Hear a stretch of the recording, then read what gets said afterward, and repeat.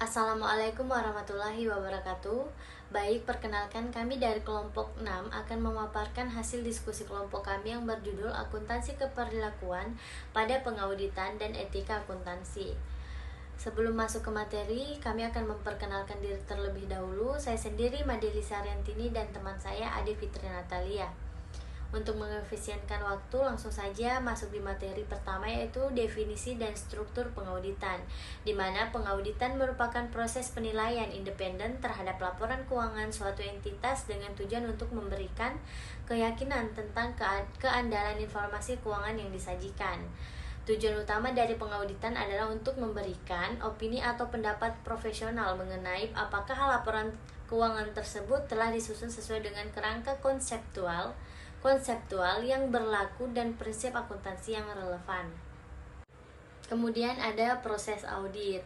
Proses audit yang pertama ada perencanaan auditor. Auditor merencanakan audit. Kemudian yang kedua, pengumpulan bukti audit, di mana auditor mengumpulkan bukti-bukti yang memadai dan relevan untuk mendukung opini audit. Kemudian yang ketiga yaitu bukti audit yang diperoleh untuk menentukan apakah laporan keuangan telah disajikan secara wajar dan sesuai dengan kerangka konseptual dan prinsip akuntansi yang berlaku. Kemudian yang keempat ada kesimpulan dan penyusunan laporan, di mana auditor menyusun laporan audit yang berisi opini atau pendapat tentang keandalan laporan keuangan yang diaudit. Kemudian materi selanjutnya ada proses audit dan peran auditor. Proses audit dimulai dengan tahap perencanaan, di mana auditor melakukan pemahaman menyeluruh tentang entitas yang akan diaudit. Setelah perencanaan, auditor akan memasuki tahap pengumpulan informasi dan bukti audit. Kemudian selanjutnya, auditor akan melaksanakan prosedur audit yang sesuai dengan standar audit yang berlaku.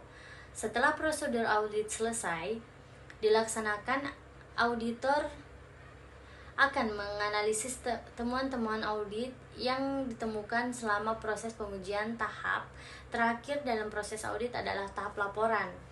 Dalam setiap tahap proses audit, auditor memiliki peran penting. Mereka bertanggung jawab untuk merencanakan audit dengan cermat, mengumpulkan dan menganalisis bukti audit, serta menyusun laporan audit dengan integritas dan objektivitas. Auditor juga harus mengikuti standar audit yang berlaku dan memastikan kepatuhan terhadap etika profesi. Kemudian, keterampilan yang diperlukan oleh auditor meliputi pemahaman yang mendalam tentang akuntansi dan audit, kemampuan analitis yang kuat, serta kemampuan komunikatif yang efektif. Baik, materi selanjutnya akan dibacakan oleh teman saya. Assalamualaikum warahmatullahi wabarakatuh. Perkenalkan, nama saya Ade Fitri Natalia Marudin, NIM 2660275. Baik, saya akan melanjutkan hasil presentasi dari kelompok kami. Hubungan akuntansi, keperlakuan, dan pengauditan. Akuntansi keperlakuan memiliki hubungan yang erat dengan pengauditan. Penerapan konsep dan teori akuntansi keperlakuan dalam pengauditan dapat membantu auditor dalam memahami dan menganalisis faktor-faktor perilaku yang dapat mempengaruhi integritas dan keandalan laporan keuangan yang diaudit. Sebagai contoh, dalam menganalisis sistem pengendalian internal suatu entitas, auditor perlu mempertimbangkan perilaku manajemen dan karyawan terkait dengan pengelolaan risiko, penilaian estimasi, dan pelaporan keuangan. Dalam hal ini, akuntansi keperlakuan dapat membantu auditor dalam mengidentifikasi potensi kecurangan, konflik kepentingan, atau tekanan yang mungkin mempengaruhi integritas laporan keuangan.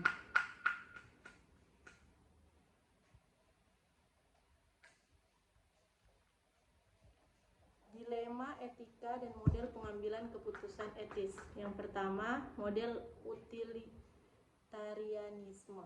Model ini mengutamakan tindakan yang menghasilkan konsekuensi yang paling menguntungkan bagi sebanyak mungkin orang. Auditor yang mempertimbangkan dampak positif dan negatif dari tindakan yang akan diambil, serta mencari solusi yang mengoptimalkan manfaat bagi semua pihak terkait. Yang kedua, deontologi. Model ini berfokus pada kewajiban moral dan prinsip-prinsip yang harus diikuti. Auditor akan mengidentifikasi aturan moral yang berlaku dan mempertimbangkan apakah tindakan yang akan diambil sesuai dengan prinsip-prinsip etis yang mendasari profesi mereka. Dan yang ketiga, teori keadilan. Model ini berfokus pada distribusi, keadilan, dan kesetaraan. Auditor akan mempertimbangkan aspek keadilan dalam pengambilan keputusan, termasuk perlakuan yang adil terhadap semua pihak yang terlibat dan memastikan bahwa keputusan yang diambil tidak menguntungkan satu pihak atas pihak lain secara tidak adil. Contoh riset akuntansi keperlakuan pada pengauditan dan etika akuntan. Salah satu contoh penelitian adalah analisis faktor-faktor yang mempengaruhi perilaku etis auditor. Penelitian tersebut mengeksplorasi berbagai faktor yang dapat mempengaruhi keputusan etis auditor, seperti budaya organisasi, tekanan dari klien, atau pengaruh individual. Hasil penelitian ini dapat memberikan wawasan tentang bagaimana kondisi dan konteks tertentu dapat mempengaruhi integritas dan moralitas auditor dalam menghadapi dilema etika. Selain itu, penelitian juga dapat dilakukan untuk memahami pengaruh insentif dan tekanan waktu terhadap integritas auditor.